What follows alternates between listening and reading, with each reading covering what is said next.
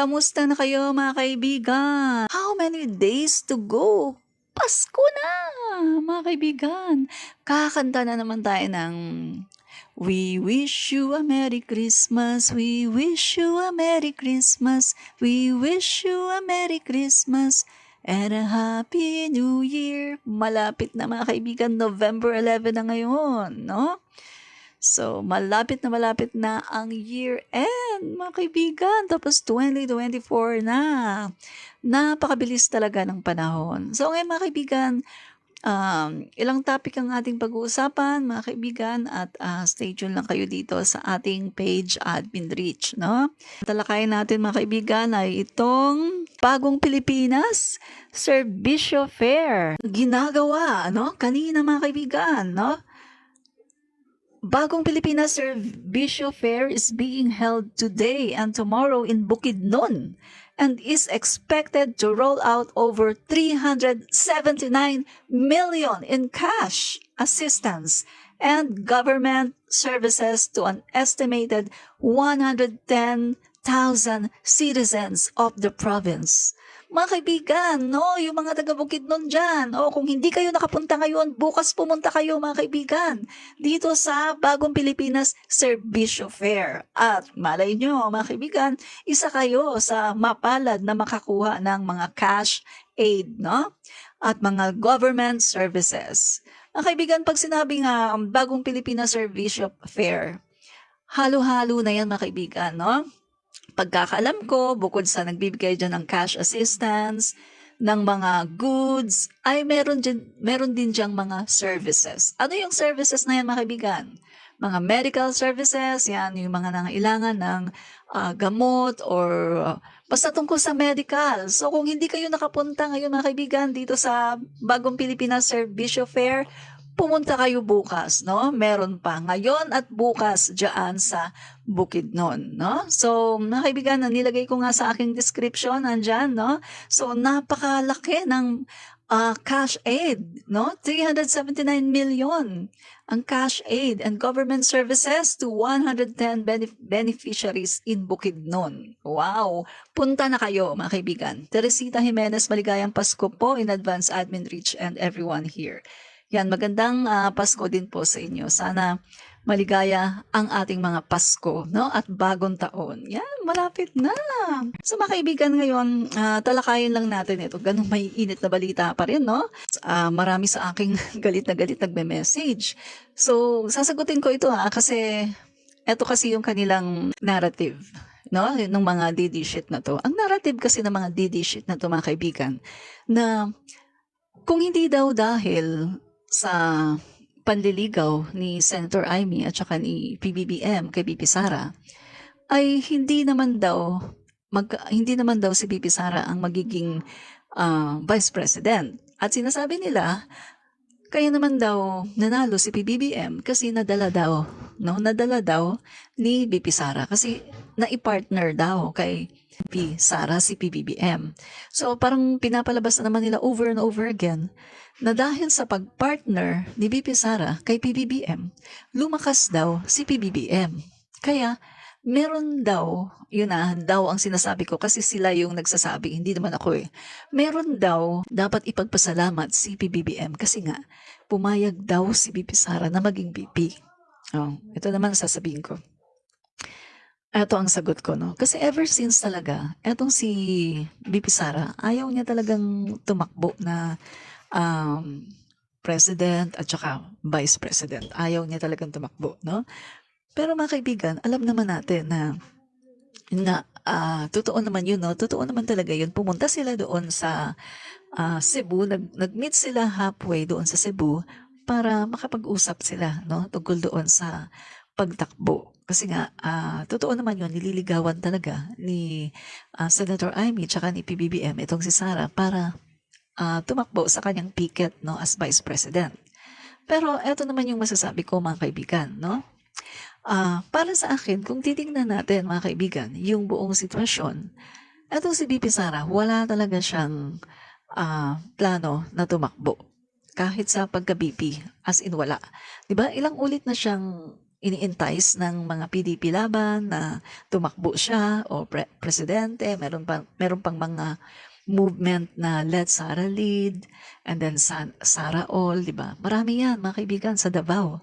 And then, palagi pa ulit-ulit niya sinasabi na hindi talaga siya tatakbo bilang presidente.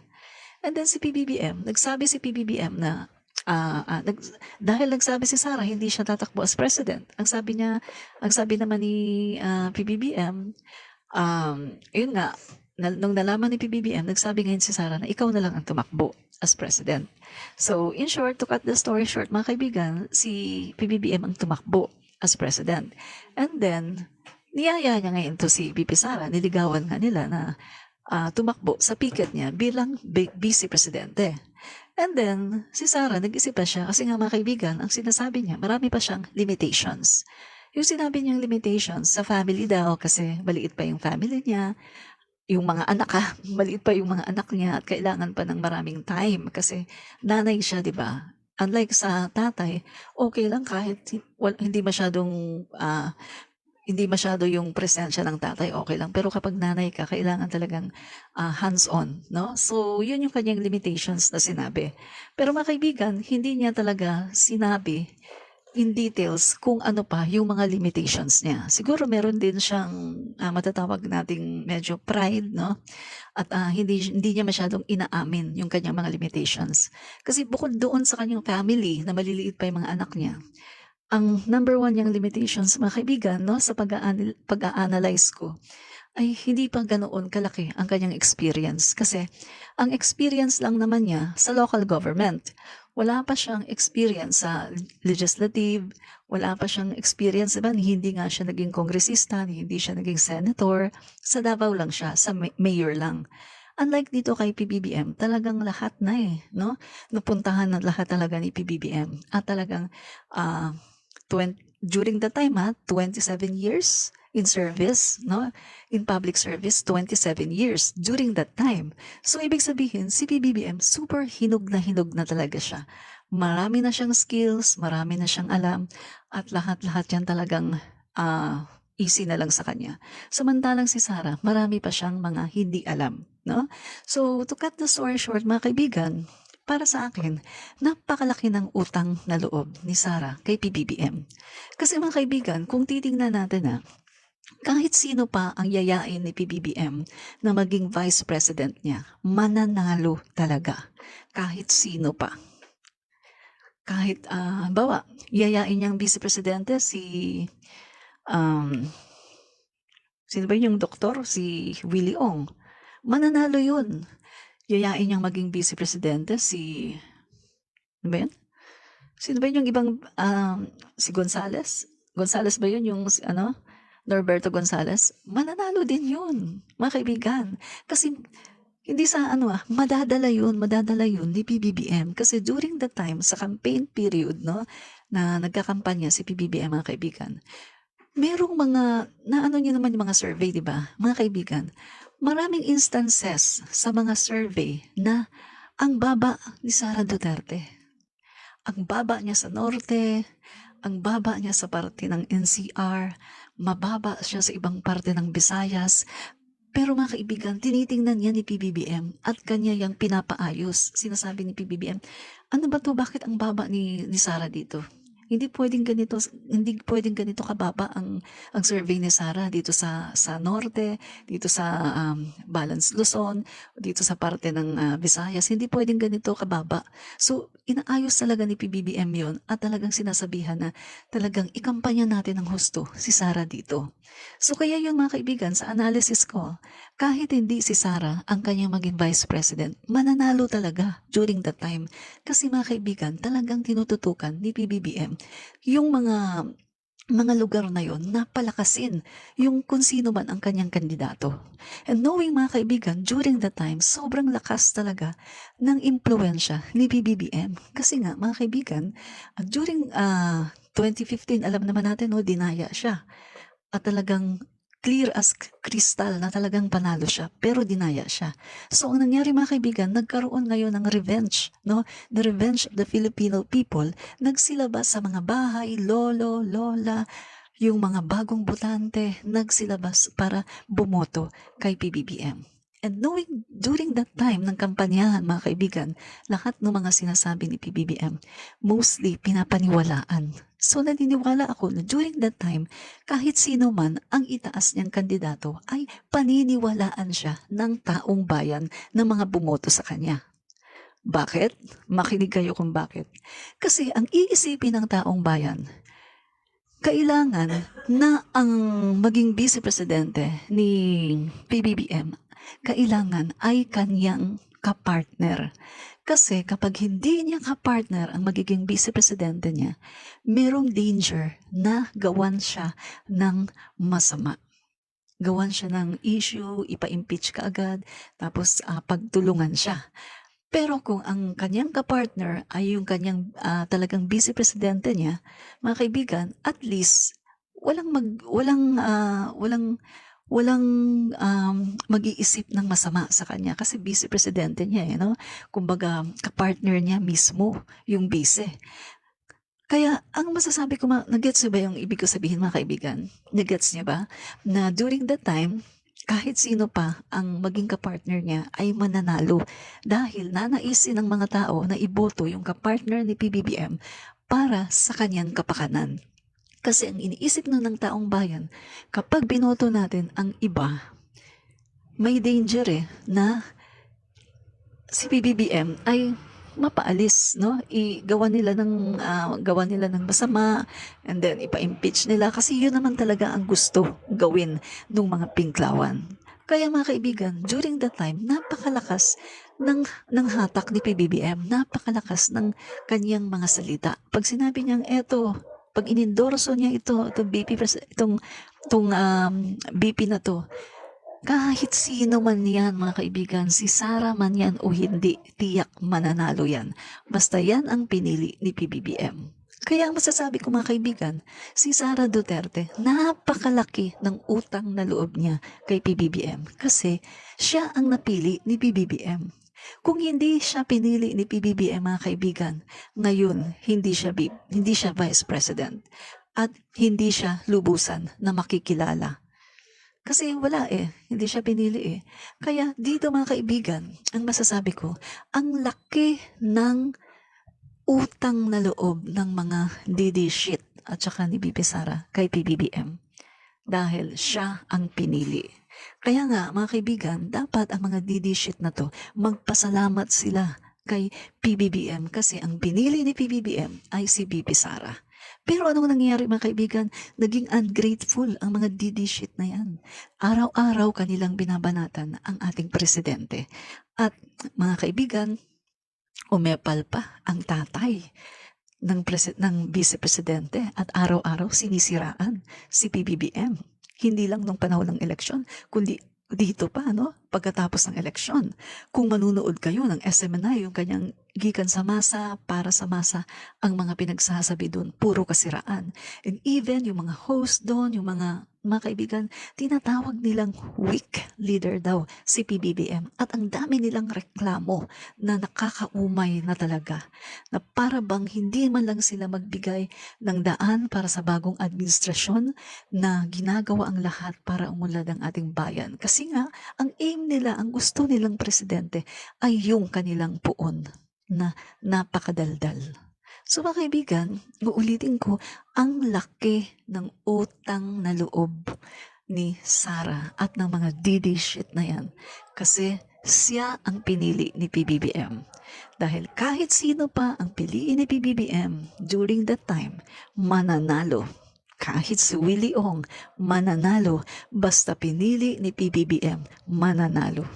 Dahil during that time, nagre-revenge ang taong bayan doon sa ginawa ng mga pinklawan kay PBBM. Kaya kung sino man ang gusto ni PBBM, iboboto yan ng lahat. Dahil ayaw natin na maalanganin ang pwesto ni PBBM bilang isang presidente. Gusto natin na ang kanyang vice-presidente ay suportahan siya all the way. Pero sa ngayon, anong nangyayari? Baliktad, di ba? Dahil kahit nagaano ka bait ni PBBM sa kanila, pero ginawa nila ng masama. At araw-araw nilang binabatikos at maging yung kanyang VP, hindi sinasaway yung mga DD shit na bumabatikos kay PBBM. At malamang sa malamang, alam din niya ang ginagawa ng mga DD shit na to, lalo na ng kanyang speechwriter na binabayaran ng gobyerno ng napakalaking halaga. Ano yung binabayaran? Para sirain ang ating presidente? Imposibleng hindi alam ng BP yan.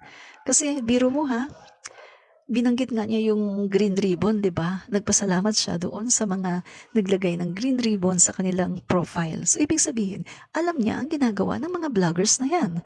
Dahil yung mga vloggers na yan na naglagay ng mga green ribbon, usually sila yung mapanirang puri at grabe kong makabatikos kay PBBM. So, ibig sabihin, nababasa niya ang mga sinusulat ng mga yan, yung mga videos ng mga yan, nababasa ni Sarah. Pero, ang tanong, anong ginagawa niya? Bakit niya tinotolerate? Gayong lagi niyang sinasabi, mahal niya si Apo PBBM, full support siya. Bakit niya tinotolerate, mga kaibigan? Tanong lang. At speechwriter niya, imposible na hindi niya alam ang ginagawa ng kanyang speechwriter. Basahin ko man to. Admin Rich, ito lang masasabi ko. Walang Duterte kung walang loyalist. Just saying po. Totoo naman sinasabi po ninyo. Totoo po yan. Walang Duterte kung walang bumoto na loyalista. Sa totoo lang. No? Kahit ayaw i-recognize no ng mga DD shit na yan, pero mga kaibigan, yun ang katotohanan. Walang Duterte kung walang Marcos loyalists at Marcos supporters, no? So mga kaibigan, isa pa no, panay ang sabi nila, ay, bakit yan ang sinusuportahan mo? O NPA ka na ba ngayon? O nakipagsabuhatan yan kina Franz Castro. Hello mga kaibigan. Sino ba ang presidente na inindorso ng NPA? Sino ba ang presidente na pumupunta sa bundok para makipag-usap palagi sa mga NPA? Yung hindi pa siya, nung tumatakbo pa lang siya ha, mga kaibigan ha. At sino ba ang presidentiable na nag-reach out mismo kay Joma Sison at trying to please Joma Sison na kapag siya ay naging presidente, ang isang paa ng NPA ay nasa Malacanang na. At kapag siya ay naging presidente, magkakaroon ng coalition government ang NPA at ang gobyerno ng Pilipinas. So sino ba ang nakipag-alyansa? Diba? So makikita natin mga kaibigan, ang nakipag-alyansa ay si Duterte. Dahil sinabi niya mismo, coming from his own lips, na siya ay isang leftist. Diba? Leftist siya. Komunista. Mga kaibigan, mga leftist, communist. Although hindi siya kasama doon sa Communist Party of the Philippines, pero siya ay considered as communist. Leftist. Ang mga leftist, mga komunista yan, mga kaibigan. Diba? Katulad ng China. Ang China, mga komunista yan. Oh. Socialism ang kanilang government, no? Socialism. So, kaya mga kaibigan, kita niyo 'di ba? Nung hindi pa siya nakakaupo, o gusto niya federal system of government, pero natupad ba? Mga kaibigan ha, weak leader. Diba? O isa pa, sinasabi nitong mga DD shit, weak leader si PBBM. Pero tingnan nyo kung sino ang weak leader. Ang weak leader ay si RRD, ang kanilang puon. Bakit weak leader ang kanilang puon? Kasi hindi siya sinusunod ng kanyang mga kapartido. Nagwatak-watak ang kanyang mga kapartido. Leader ka, pero hindi mo mapag-isa ang iyong partido. Leader ka, pero wala kang say. Hindi ka pinapaniwalaan. Binabypass ka lang, pero leader ka. Yan ang qualification, characteristics ng mga weak leader. Number 1 yan tandaan niyo mga kaibigan. Ang characteristics ng weak leader, unang-una, hindi siya sinusunod ng kanyang mga miyembro. Hindi siya pinapaniwalaan. 'di ba? Hmm. Yung kanyang PDP laban nagwatak-watak, nagkanya-kanya, nag-away-away, 'di ba? Nung presidente siya, yung Kongreso nag-away-away. Si Cayetano, si,